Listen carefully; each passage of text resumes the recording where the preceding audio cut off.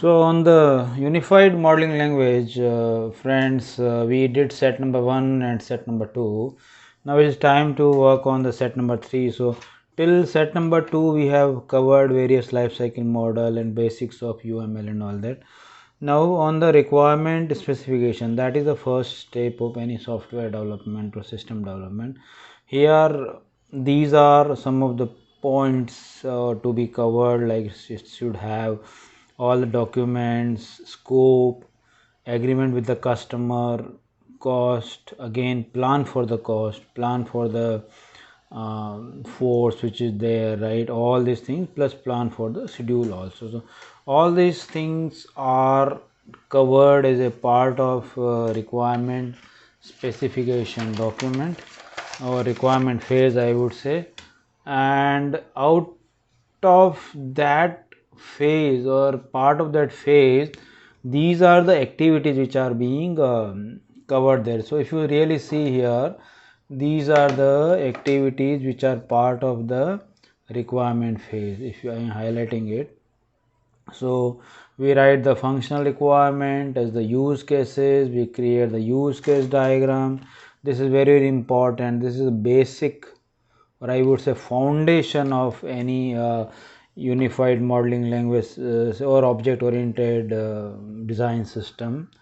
Then create a process diagram and then specify the constraint and specify the user interfaces and communication protocol. These are the important things which are part of the requirement specification.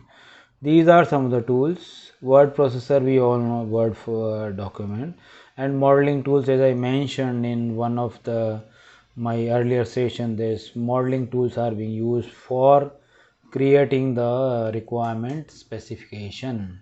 Now first step is use case, means how user is going to interact with the system. So this was the use cases comes into picture. So definition is a single activity happening in a system starting with the external trigger sent to the system from an actor. Actor is the person who is interacting with the system, and ending in a message sent from the system to the same or other actor or in the internal state change. So message is being sent. So simplest example of this could be when we go to ATM to withdraw the money, user will first choose the option and then enter the pin and all this thing, amount. So these are like actor is the user, a person who is withdrawing the money or doing the transaction.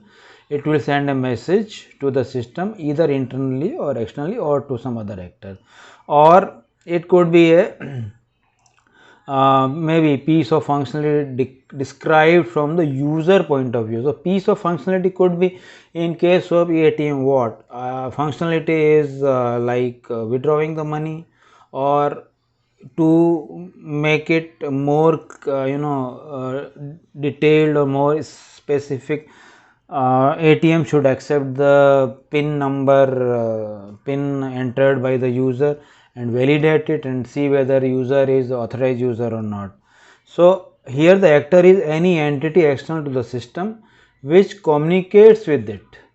So in case of ATM, ATM is a system, actor is customer, right?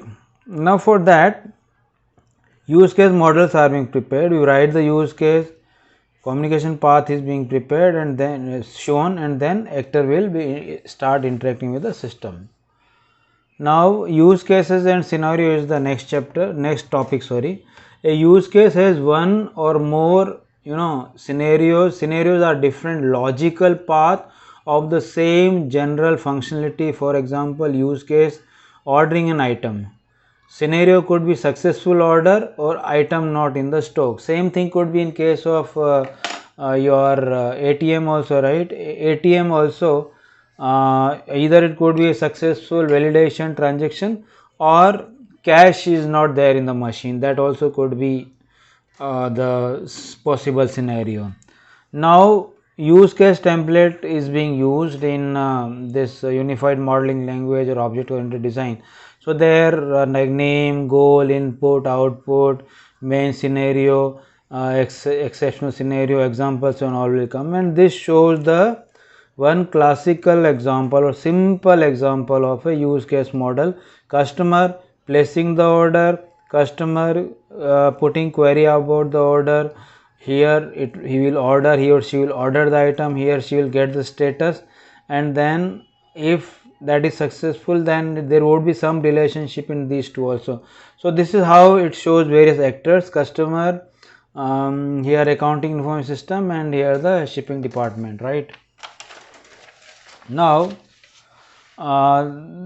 this next is the use case checklist which I mentioned. So here we define all the functionality needed, define all the actors to use the case relationship, define all possible scenario, define input output, get customer agreement, and check developers understanding. All these things are being checked. This is called checklist. It could be part of the review process or something else also. So we have covered up to the use cases. Maybe I can cover problem domain object model also. One thing which I mentioned earlier was PDOM. I mentioned with respect to some process diagram, but this is not process diagram. This is problem domain object model, PDOM it is called. Sorry for that mistake. Now we can very quickly cover this also about PDOM, because it is part of the I would say requirements only. So let me cover that and then we will move on. Yeah. So problem domain object model is also one of the part of requirement stage. So here what we do is we have the graphical view of the domain object, we have the relationship between various objects. Domain objects are objects that have a direct counterpart in the application environment and the system must know about it. So here customer form, order, process the order, seller informs about query to the accounting, stock will be checked, stock may contain these items. So all these are like showing the problem domain object model, which is graphical view of the various domain objects and the relationships. So these are the relationship here. So let me highlight that to make it more clear. Relationship in what? This is relationship, relationship, right? So like this there are various relationship between various objects are there. Now PDOM, like what is it good for? It helps to define the system boundaries, vocabulary for the use case, communication with the customer, shows related objects, help define system interface, and basic for the later analysis. Means when the detailed analysis will be done, this will help. Outcome of all this is your requirement specific documents. All these points will come over here, like all these interfaces, constraint, communication, all that, and the requirement analysis. We do it for understanding the requirement, implementation, design, and all these things. So this will go as an output to the design and all these things, and it is must for having a good design. And these are some of the analysis activities which are part of the requirement stage. Create the conceptual system model and create the sequence diagram. Sequence diagram means I do this activity number 1, sequence 1, sequence 2, sequence 3, or like that. So this was all about use case diagramming and the requirement stage as a part of unified modeling language UML.